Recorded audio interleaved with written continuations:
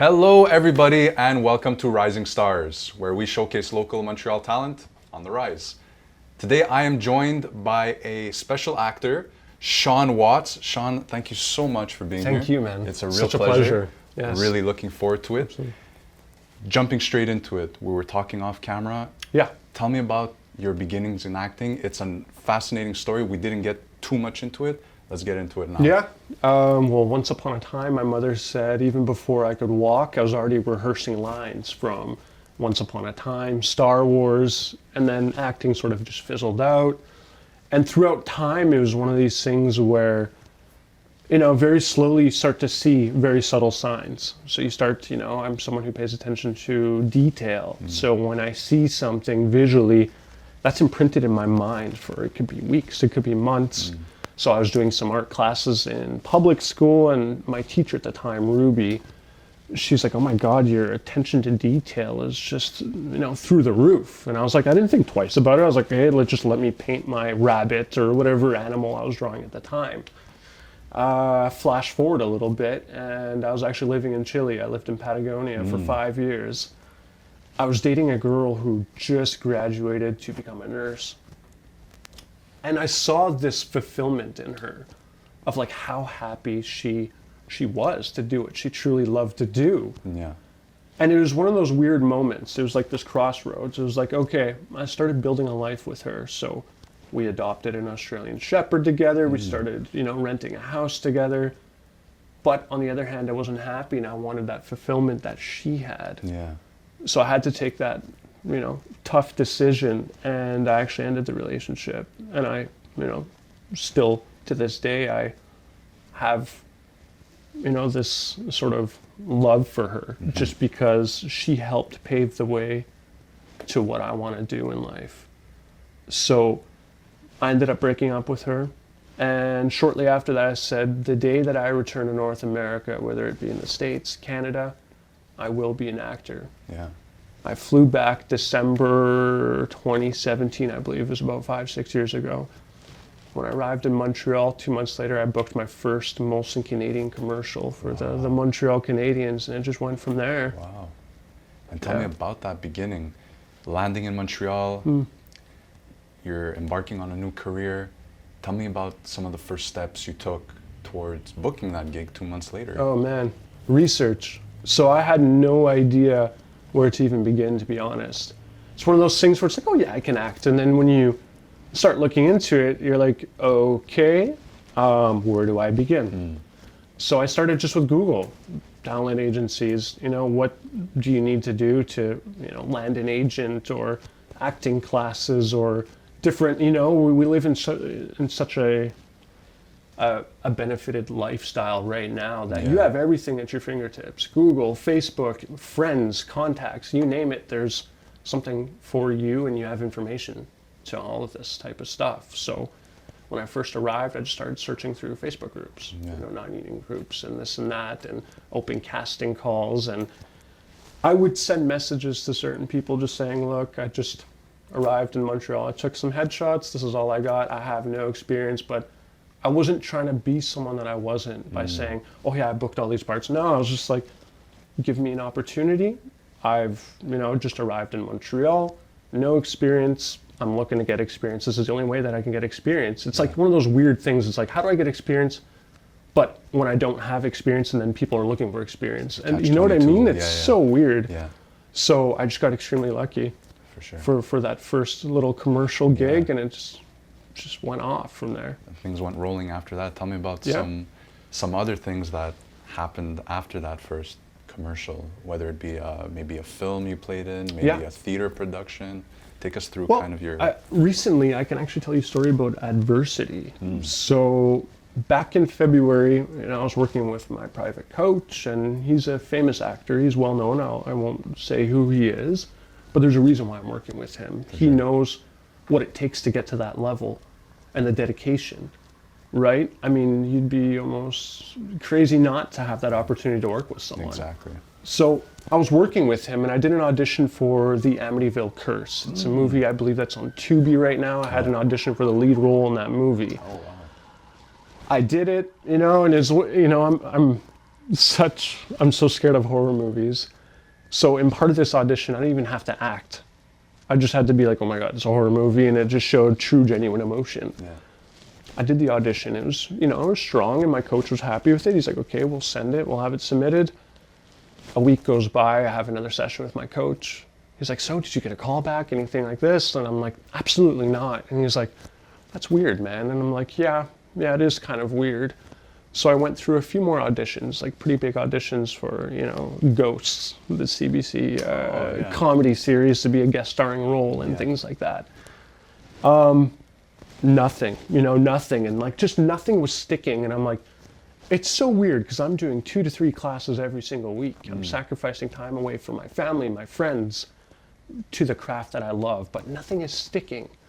Things are being shot my way, but it's like, why can't I just grab onto anything? Yeah. So I remember this very profoundly. One night, I sort of got a little frustrated, and I had an honest conversation with myself.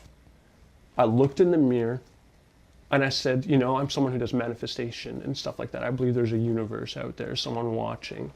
And I said to myself, manifestation in the universe, and I said, give me a sign if I'm meant to be an actor or not. Because if I'm not meant to be an actor, I'll go back to school. I'll study something that I'm going to hate for the rest of my life, and then I'll go work in that career till I die. Yeah.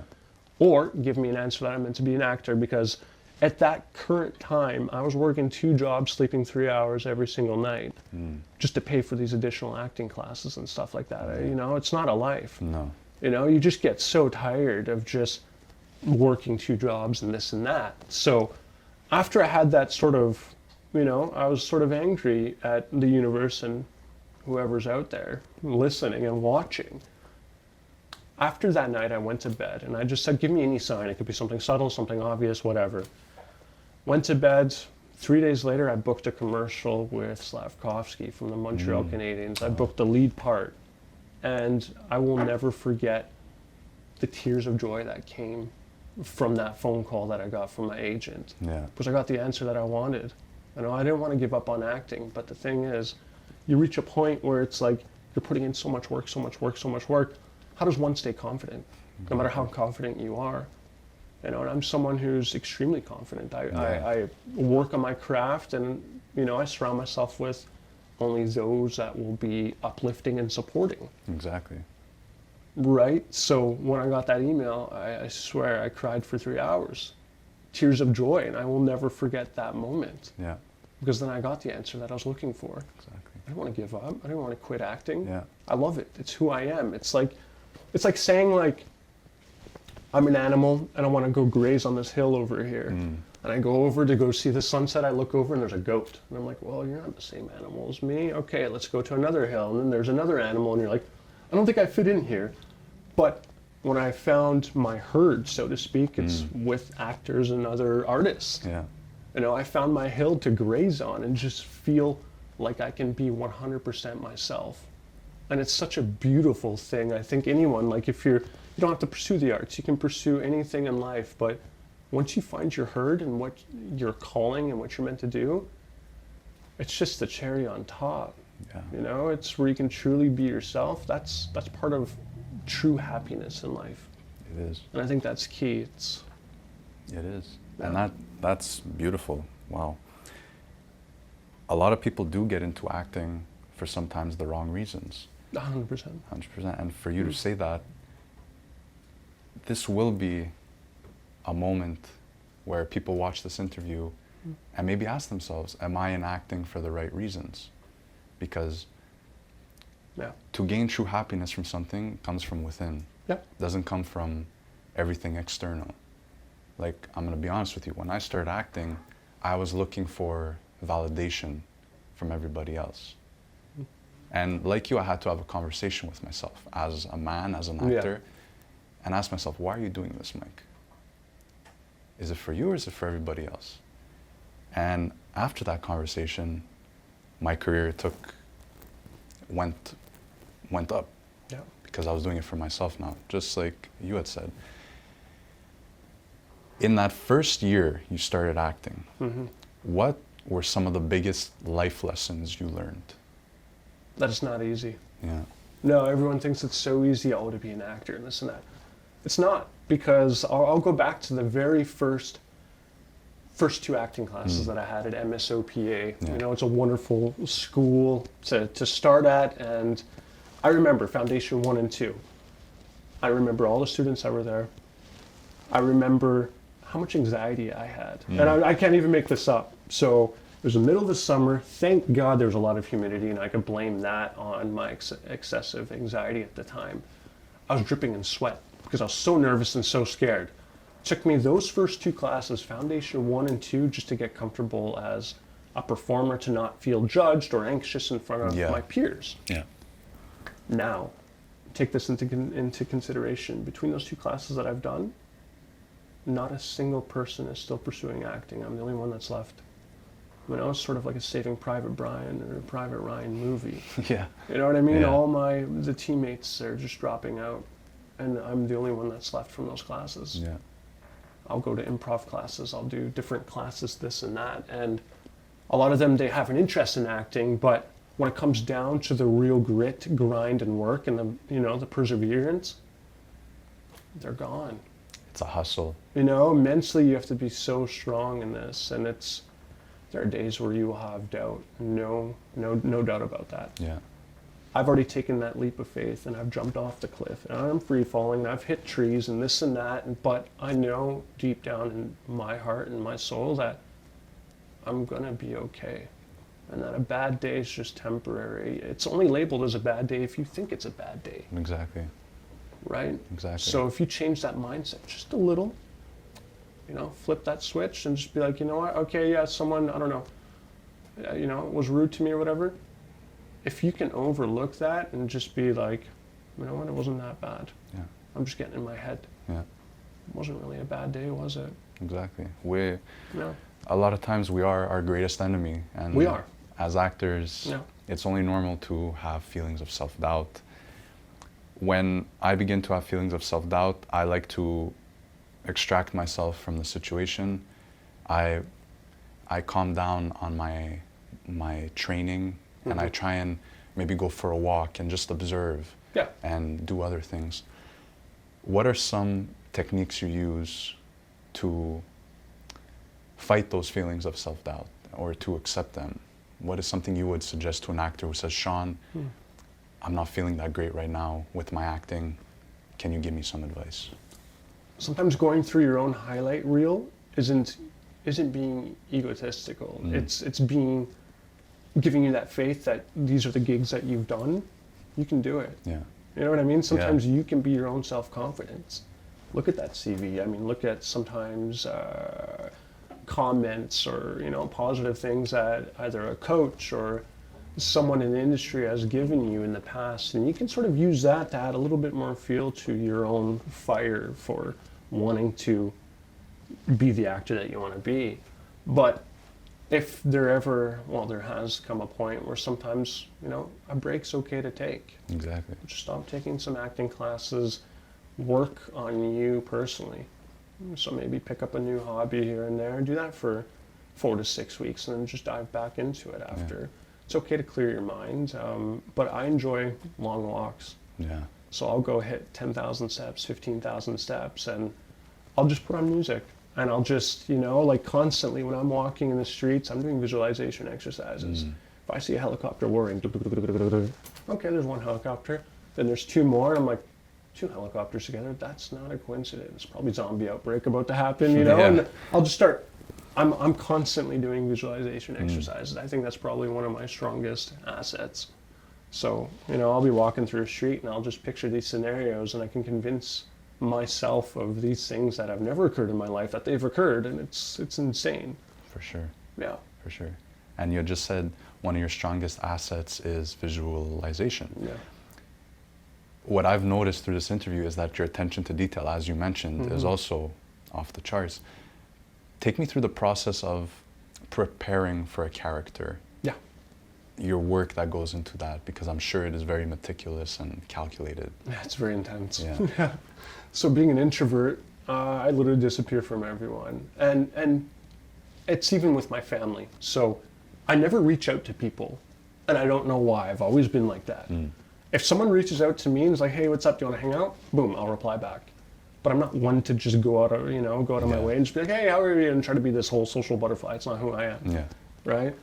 One of the things that I'll do, though, for building a character is I'll look at the synopsis. I'll look at the production notes. I'll look at all the smaller details. I'll look at the script. Okay, I'll get everything there. I'll write out my lines. I like to write them out. And then I'll sort of just start memorizing, just saying it out loud. Then I'll say it internally. Once I have it memorized, then you can play around with it. Yeah. Right? So memorization's key. Boom, do it fast. I could memorize 9 pages in 3 hours or something. Wow. Right? So once that's memorized, I'll go through and I'll go and analyze every single line. What's my character's intent here? This and that. And then I'll try to find something genuine to humanize my character. So if there's something that's sad, maybe I'll visualize my mother drowning, or, at a funeral and what she'll wear. Those are true, genuine emotions that I'm putting into this character. Yeah. Even though my mother's not getting buried in the ground, I use those emotions to get some of the deeper stuff out. Exactly. Right? So I'll go through and I'll analyze every single line. Okay, how can I make this interesting and not boring? How can I make it genuine? How can I just make it grounded? Once that's done, I'll use visualization. So I will sit there and I'll close my eyes and I'll just do like this sort of little basic meditation. I'll sit there, go like this, and I'll start visualizing the entire scene. What's the air draft feel like? What does this character look like? What am I wearing? What are some of the items in the scene? What does it feel like when I grab it? And I'll start just, miming it. And I'll just start feeling certain things, and I start being present in this weird sort of spiritual space. Yeah. And then I'll start visualizing how, the characters, where's my character prior to the scene? What do I want my scene partner to say? And then I'll sort of make that objective based on how I want to deliver my character. Sure. Right? Yeah. So a lot of that, again, for myself to get into it is the visualization. I need to close, turn my phone on airplane mode. I need to have, 100% focus to get that visualization into my head. With my coach recently, I did a monologue where my character's on drugs and he takes him to his park for his birthday. And as we're driving home, I actually end up driving off the bridge. We get submerged into the river, and then he ends up drowning. So for that scene right there, I visualized everything, just turning the wheel, going off, feeling the cold water slowly just start rising up, and the chills it gave me. And then turning around and feeling that helpless feeling of trying to unbuckle his seatbelt and not being able to. And I kept trying to unbuckle it, and I could see his eyes, and he starts to freak out. And as the water's rising up, all I could tell him is that I love him, and I'm so sorry, and I wish it was me. I'm sorry for being a screw-up. And as that water rises, I see his lifeless body. Everything that I visualized. Yeah. And then for my character in the visualization, after I did some improv, where my character gets out, he swims to the surface, gasping for air, he goes back in, and he tries to save him a second time, and his body's just dangling, Yeah. I convinced myself that those events actually occurred, and for that monologue I had tears and I was emotionally distressed for 10 days, 10 to 11 days afterwards. Wow. Because I believed that it happened and it didn't, and it was insane. Yeah. It's amazing because our body is our instrument as actors. It's powerful. It is. And this visualization exercise, is it something you learned and picked up in a class? Is it something you found on your own? Just natural. I wish I could give you, proper sure. tips on how to do it. It's sure. just one of those things I think I've been extremely blessed with. For sure. Growing up, I've always had this great imagination, and Yeah. it's sort of stuck with me. I think a lot of adults, they lose that sort of inner child. Yeah. I still have it.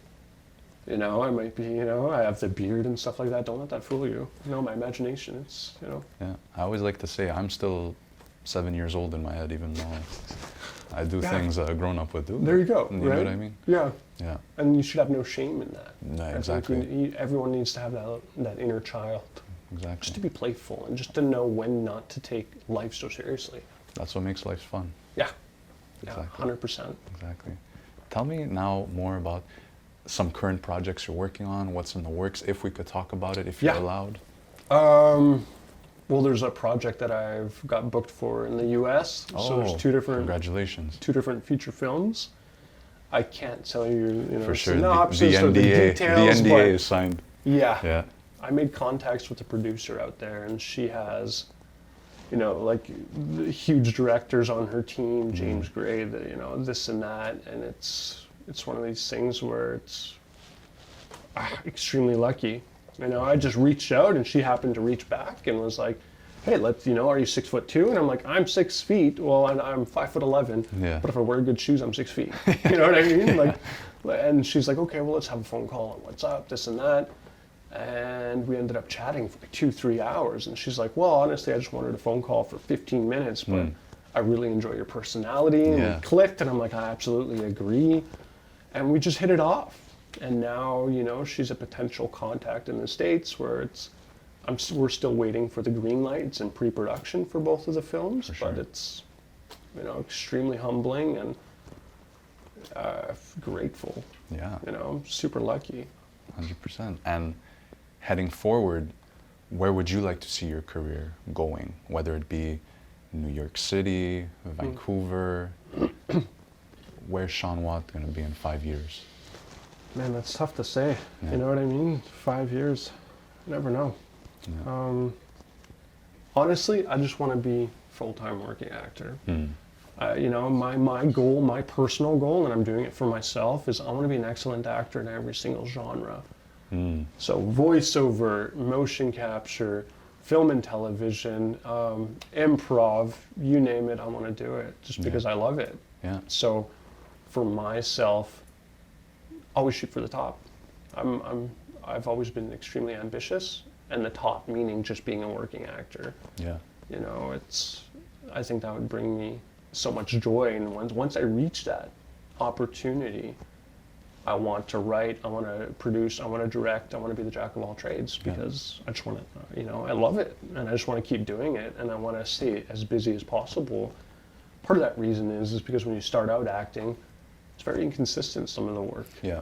You'll get one gig here, 5 months later you'll get another gig, and as you start building up that resume, you start getting more gigs, right? Yeah. So part of that insecurity of, being a full-time working actor would be keeping myself busy. You know what I mean? It's very contradicting.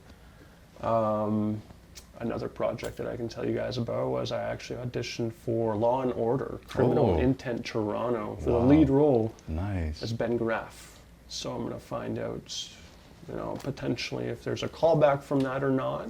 Beautiful. But it's, one of the bigger auditions that I've had. It's huge. For sure. They just want Canadian talent, this and that, boom, let's go for it. But aside from that, I'm focusing a lot on just training, every single week, training and doing different things like that. And I'm someone who's grown up very humble, so I feel so uncomfortable talking about myself. If someone gives me a compliment or this and that, I'm like, please stop. Yeah. Yeah. For sure. So I can thank my mother for that. Yeah. She's a great woman. And what kind of influence has your family had on you in terms of acting? Because I remember when I started acting, unconsciously, my family had a big influence on me in my mannerisms and my performances. Yeah. And only about a year or two later, I would look at myself on camera and go, oh wow, that's something I picked up from my brother, I picked up from my father. Have you noticed that in any of your performances, picking up something from people who weren't necessarily actors, maybe someone close to you? I'm a people watcher, so I'm constantly watching people in the metro, or sometimes I'll see, this homeless guy and the way that he's walking and his feet are inverted and his strut and his arms going behind his back, and I'm like, that's very interesting. If I have to play some drug dealer, that's how I'm going to walk, So I'm always analyzing people, whether it be my family, yourself. Right now I can analyze so many different things about you and everyone else here. Yeah. But it's I don't think in particular there's something for my family. I think it's just the way that I was raised. Yeah. I mean, just I'm so blessed to have been raised in such a encouraging family. So my mother, she said, just go for it. You live life once, be happy doing it. And it's just one of those things where I'm just so blessed to have the family that I have, and I love them so much. So For sure. yeah. And there needs to be more of that. There needs to be more of that in the acting community. As a Montreal actor, in the community, you've been a part of it for a while now. What is something you'd like to see more of as a Montreal actor? Could be anything. Yeah, that's a real tough question, huh? What would I like to see more of? I think just more opportunities for all of us.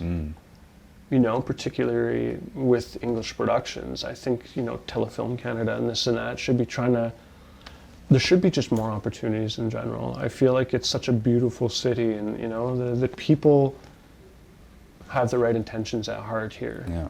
It's so political, and that's causing a lot of problems, unfortunately, and I hate politics. I don't want any part of it, but for the industry here, in particular this year, it's very quiet. Yeah. I've had some auditions here and there, but Toronto's booming, Vancouver's booming, and it's sort of like, I don't know if the English part of it is dying out a little bit. I'm not too sure, but I think just more diversity, more inclusion for a lot of things. Yeah. Like, I'm someone who, if I'm gonna work on a set, I would love to see just diversity, culture. Then it brings something to, to set. It's representing real life. It's not just being like, hey, let's go hire these Caucasian crew members and that's it. Yeah. If one day I have that power, I'm going to make sure that most of the crew members are diverse. Yeah. Because I've grown up with a lot of international friends. A lot of them are my best friends, Punjabi, Korean, Indian, you name it, Trinidadian, this and that. And they're such beautiful people. When you learn about someone else's culture, wow. Yeah. The doors open up.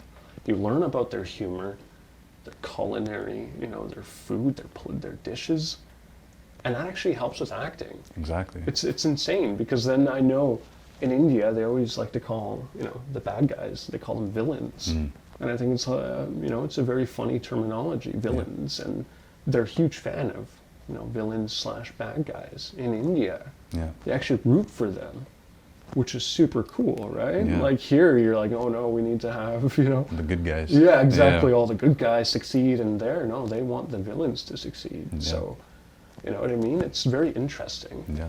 So yeah, no, I'm totally open for just diversity, and I would love to see that more often here. For sure. Yeah. Because we do live in a beautifully diverse city. Incredible. We're so It is. spoiled, man. We are. Yeah. We really are.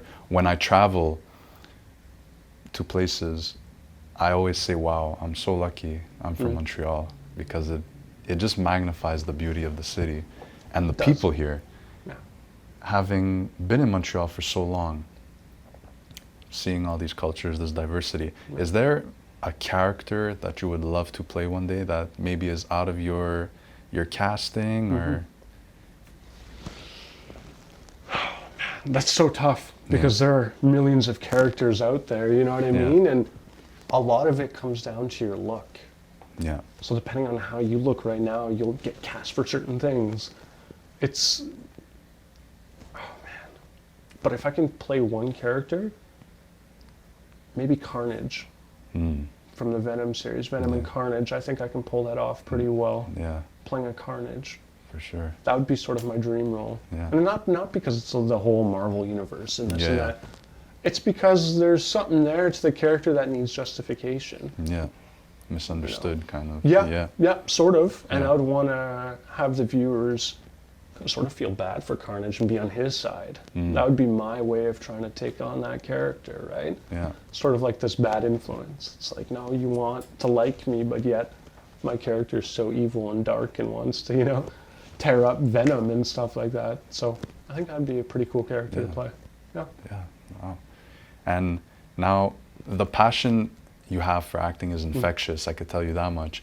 Tell me about some actors or movies that have influenced your passion, lit that fire. I appreciate, Leonardo DiCaprio, fantastic actor, Shia LaBeouf, Matthew McConaughey. These actors, they excel in their own categories. So certain things they'll really excel at. Leonardo DiCaprio, his expressions. Shia LaBeouf, just his dedication. People think he's off the rails, but you know what? I think he'd be a pretty cool and genuine and down-to-earth guy if you had a conversation with him. Yeah. He'd be one of those friends where he'd tell you everything to your face, never talk behind your back. Yeah. And that, for me, is something I respect. 100%. For myself, I hate gray areas. Yeah. I don't like that. I prefer you either love or hate me. Just Yeah. tell me. I don't want to have to feel this energy around you, and I'm such a big overthinker, and that's going to start being Me too. real, Yeah. a mess after. So I'd rather not Yeah. have that, Yeah. So I think some of those actors are pretty cool. Ryan Gosling, I mean, for him, it's like going to the grocery store, right? He's been doing it for so long. At this point, is it even acting for him? I don't know. Yeah. Right? For sure. Yeah. And heading forward, if one day you're able to look back on your career, what is something you would want to accomplish where you would feel like, okay, I did it? Whether it be Like accolades and stuff like accolade that. or even just maybe, for example, sometimes I go into auditions and I don't get the part, but I'm proud with my performance in the audition. I'm like, wow. Yeah. It could be anything. You look back on your career, you're like, I'm so happy that I have that now. I think there was a few films I did where I was in the Fantasia Film Festival, and I actually had people take pictures with me in the Couche-Tard. I was walking through, oh my God, you were just in this film, and I'm like, my brother's looking at me, he's like, you like this, don't you? I'm like, you have no idea how gratifying it is when someone comes up to you and appreciates the work that you put into something. Yeah. And in particular, this art form.